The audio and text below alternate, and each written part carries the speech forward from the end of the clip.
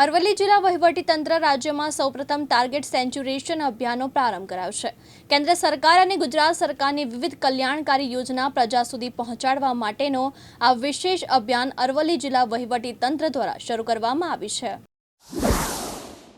જૂનાગઢમાં આવેલા કેશોદના માણેકવાડા ગામે માલબાપાના મંદિરે આજે પવિત્ર શ્રાવણ માસના છેલ્લા સોમવારે હય હયું દયાળ તેટલી ભાવિકોની ભીડ જોવા મળી રહી છે। શ્રાવણ માસના છેલ્લા સોમવારે અસંખ્ય શ્રદ્ધાળુઓ રસ્તે ચાલીને માલબાપાના મંદિરે દર્શન કરવા માટે જતા જોવા મળી રહ્યા છે। સુરેન્દ્રનગરના ધાંગધ્રા બસ સ્ટેશનમાં મુસાફરો ફરી એકવાર લાચાર અને હેરાન પરેશાન હોવાની વિગત સામે આવી રહી છે। જન્માષ્ટમીના તહેવાર ચાલી રહ્યા છે ત્યારે મુસાફરી કરતી જનતાની મોટી ભીડ છે અને અસહ્ય ગરમીનું વાતાવરણ છે। તેમ છતાંય ધાંગધ્રા બસ ડેપોમાં 3 જેટલા પંખા બંધ હાલતમાં જણાયા હતા। ફરી એકવાર ડેપો મેનેજમેન્ટ ઘોર નિંદ્રામાં નિષ્ક્રિય હોવાની લોકચર્ચા જનઆક્રોશ સાથે સામે આવી રહી છે। સુરત જિલ્લામાં આવેલા માંડવી સુતાર ફળિયા ખાતે રહેતા હાઈસ્કૂલમાં શિક્ષક તરીકે ફરજ બજાવતા ધર્મેશ સિરોયા છેલ્લા 7 વર્ષથી ગણપતિ દાતાની માટીની આકર્ષક મૂર્તિ બનાવે છે। આજે 7 વર્ષમાં એમને મોટી સફળતા મળી છે।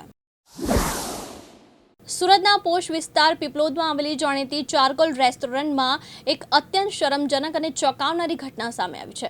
રેસ્ટોરન્ટના મહિલા વોશરૂમની વેન્ટિલેશનની જાળી ઉપર ગુપ્ત રીતે એક મોબાઈલ ફોન મૂકીને રેકોર્ડિંગ કરતો સફાઈ કર્મચારી ઝડપાયો છે।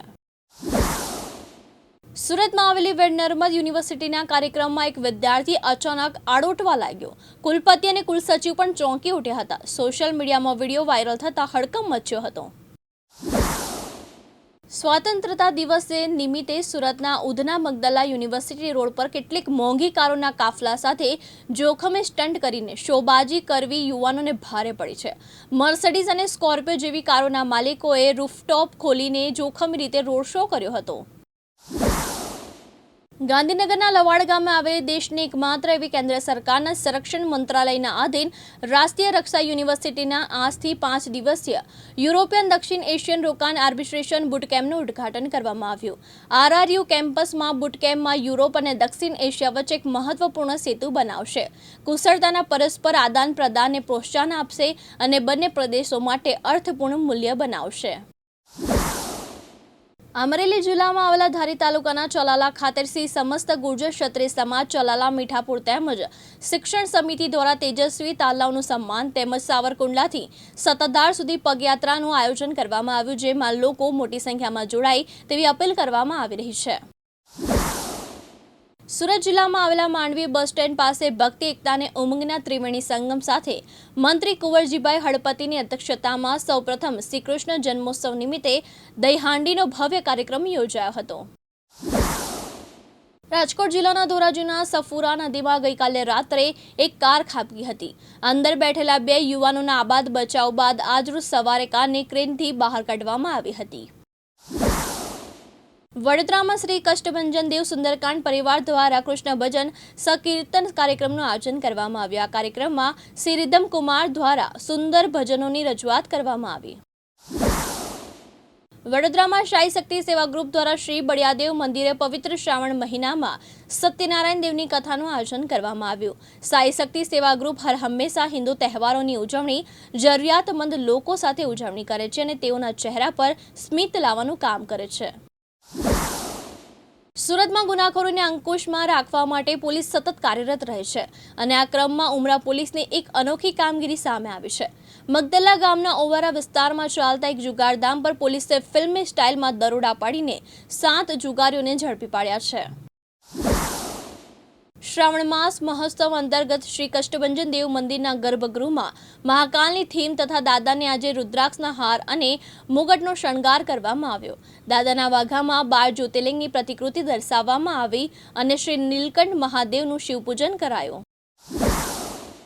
વડોદરા શહેરના વાડી ફળિયા ફડનીસ રોડ યુવક મંડળના પ્રમુખ રાજ દરવેની ગોવિંદાઓની ટીમને છેલ્લા 3 વર્ષથી કષ્ટભંજન દેવ મંદિર સાળંગપુર ખાતે દહીહાંડી મટકી ફોડ માટે આમંત્રણ આપવામાં આવે છે, ત્યારે આ વર્ષે પણ ફડનીસ રોડ યુવક મંડળ દ્વારા જન્માષ્ટમી પર્વ નિમિત્તે કષ્ટભંજન દેવ મંદિર સાળંગપુર ખાતે મટકી ફોડ કાર્યક્રમ યોજવામાં આવ્યો હતો।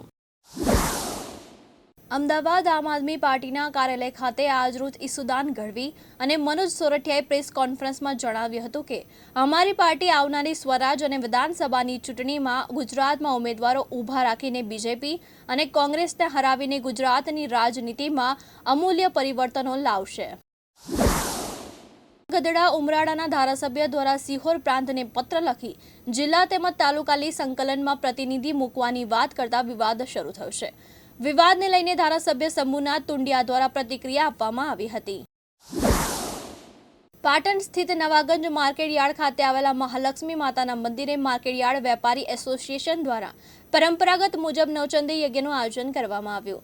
પાટણ શહેરના નવાગંજ માર્કેટયાર્ડ ખાતે વેપારી એસોસિએશન દ્વારા ધનની દેવી મહાલક્ષ્મી માતાના નવીન મંદિરનું આજથી વર્ષો પહેલા નવનિર્માણ કરવામાં આવ્યું હતું. સુરતના કાપોદ્રા વિસ્તારમાં ડીકે એન્ડ સન્સ ડાયમંડ કંપનીમાંથી કરોડોના હીરાની ચોરી થઈ છે. બનાવની જાણ થતાં સ્થાનિક પોલીસ અને શહેર ક્રાઇમ બ્રાન્ચની ટીમ પહોંચી ગઈ છે. ઓફિસની તિજોરી કટરથી કાપી ડાયમંડ અને રોકડા લઈ શખ્સો ફરાર થઈ ગયા છે. પાટણ જિલ્લા